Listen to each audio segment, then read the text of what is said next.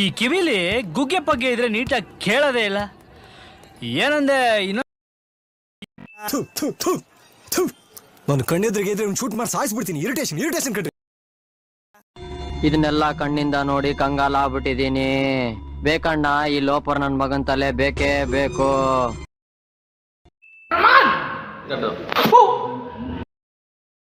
ಸ್ವಾಮಿ, ನಮಗೂ ಬುದ್ಧಿ ಬಂದಿದೆ.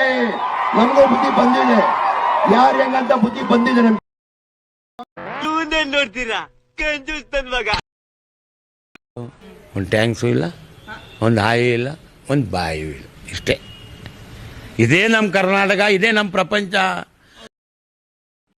ಇದೊಂದು ಬದುಕಿ, ಇದೊಂದು ಜನ್ಮವೇ, ಎಂತಹ ದುರ್ವಿಧಿ. ಹೇಳಕ್ ಇಷ್ಟಪಡ್ತೀನಿ. ಓಕೆ ಫ್ರೆಂಡ್, ಬಾಯ್.